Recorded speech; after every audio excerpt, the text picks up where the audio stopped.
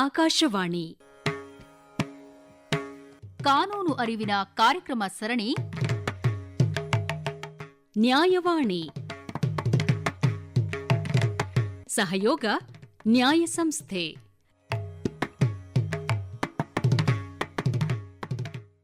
ನ್ಯಾಯವಾಣಿ ಕಾರ್ಯಕ್ರಮಕ್ಕೆ ನಮ್ಮೆಲ್ಲ ಕೇಳುಗರಿಗೆ ಸ್ವಾಗತ. SP ಗೀತಾ ಅವರು ವಕೀಲರು, ಇವರು ನಮ್ಮ ಜೊತೆಗಿದ್ದಾರೆ. ನಮಸ್ಕಾರ ಮೇಡಮ್. ನಮಸ್ತೆ.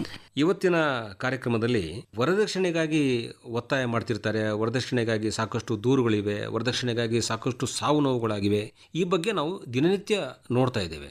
ಆದ್ರೂ ಏನು ಕಾನೂನು ಸೌಲಭ್ಯ ಇದೆ, ವರದಕ್ಷಿಣೆಗಾಗಿ ಒತ್ತಾಯ ಮಾಡ್ತಿದ್ದಾರೆ, ಇವರಿಂದ ನಾವು ಹೊರಗಡೆ ಬರಬೇಕು ಅಂದ್ರೆ ಏನು ಮಾಡಬೇಕು ಅಂತ ಅನ್ನೋದು ಗೊತ್ತಿರಬೇಕು. ಡೌರಿ ಪ್ರೊಹಿಬಿಷನ್ ಆಕ್ಟ್ ಅಂತ ಇದೆ. ಅದರಲ್ಲಿ ಏನಾಗುತ್ತೆ ಅಂತಂದ್ರೆ ವರದಕ್ಷಿಣೆ ಕೇಳೋದಕ್ಕೂ ತಪ್ಪು, ಕೊಡೋದು ತಪ್ಪು ಅಂತ.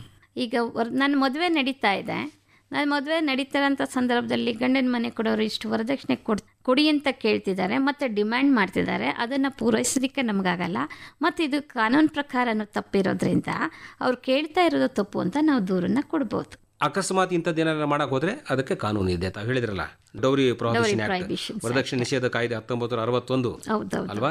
ಇದರ ಅಡಿಯಲ್ಲಿ ಕೇಳೋದು ತಪ್ಪು, ವರದಕ್ಷಿಣೆ ಕೊಡೋದು ತಪ್ಪು, ಮೊದಲು ಅಥವಾ ನಂತರ ಒಟ್ಟಾರೆ ಇದು ವರದಕ್ಷಿಣೆ ಕೇಸೇ ಆಗುತ್ತೆ ಅಲ್ವಾ?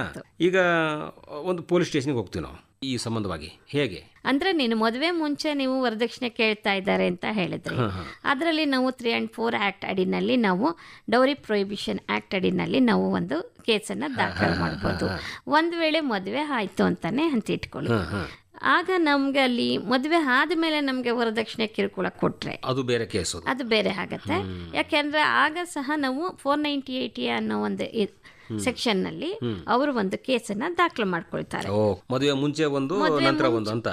ನಿಮ್ಮ ಪತಿ ನಿಮ್ಗೆ ಏನೇನು ತೊಂದರೆ ಕೊಡ್ತಾ ಇದ್ದಾರೆ, ನಿಮ್ಮ ಸಂಬಂಧಿಕರುಗಳು ಏನೇನು ಸಮಸ್ಯೆ ಕೊಡ್ತಾ ಇದ್ದಾರೆ ಅಂತ ಎಲ್ಲವೂ ಕೂಡ ಒಂದು ದೊಡ್ಡ ಕಿರುಕುಳದ ಒಂದು ಪಟ್ಟಿ ತಯಾರಾಗುತ್ತೆ. ಅಂದ್ರೆ ಒಂದು IPC ಸೆಕ್ಷನ್ 498A ಅಲ್ವಾ? ಇದರಡಿಯಲ್ಲಿ ದೂರು ದಾಖಲಿಸಬೇಕು.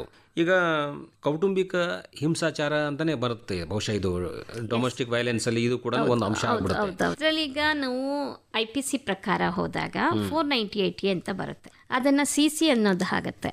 ಇನ್ನೊಂದು ಡೊಮೆಸ್ಟಿಕ್ ವೈಲೆನ್ಸ್ ಆಕ್ಟ್ ಅಡಿನಲ್ಲಿ ಹೋದಾಗ ನಾವು ಸಿಮಿಸ್ ಅಂತ ನಾವು ಕನ್ಸಿಡರ್ ಮಾಡ್ತೀವಿ.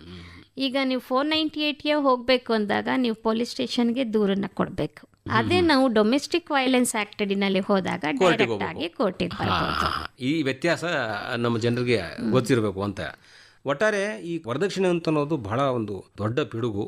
ಇದು ನಮ್ಮ ಸಮಾಜದಿಂದ ತೊಲಗಬೇಕು.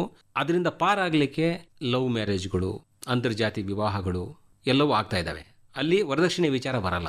ಸಾಮಾನ್ಯವಾಗಿ ಅದರಿಂದ ಪಾರಾಗಲಿಕ್ಕೆ ಮನಸ್ಸುಗಳ ಒಂದು ಮಿಲನ ಆಗಿ ಅಲ್ಲಿ ಜೀವನ ನಡೀತಾ ಇದೆ. ಕಡಿಮೆ ಖರ್ಚಿನಲ್ಲಿ ಮದುವೆ ಆಗ್ತಾ ಇದ್ದಾರೆ. ಮಂತ್ರ ಮಾಂಗಲ್ಯದಂತಹ ಮದುವೆಗಳನ್ನಾಗಿ ಈ ಖರ್ಚು ಇತ್ಯಾದಿಗಳಿಗಾಗಿ ಡೌರಿ ಕೇಳೋ ತಪ್ಪತ್ತಲ್ಲ. ಹಾಗಾಗಿ ಜೀವನ ಅಂತ ಅನ್ನೋದು ತುಂಬ ಸುಲಭ ಇದೆ.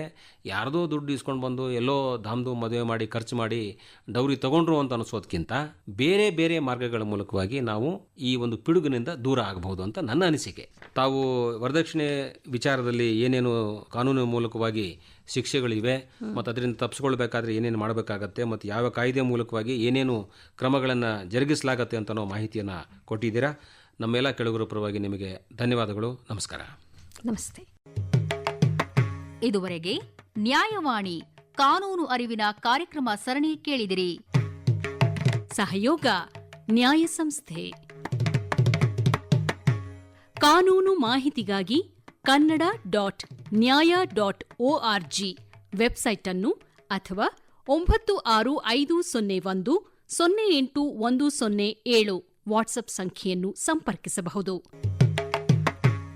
ನಿರ್ಮಾಣ ಜಾಂಪಣ್ಣ ಆಶಿಹಾಳ್. ಸಮಗ್ರ ನಿರ್ವಹಣೆ ಡಾಕ್ಟರ್ AS ಶಂಕರನಾರಾಯಣ. ಈ ಕಾರ್ಯಕ್ರಮ ಆಕಾಶವಾಣಿ ಬೆಂಗಳೂರು ಕೇಂದ್ರದ ಕೊಡುಗೆ.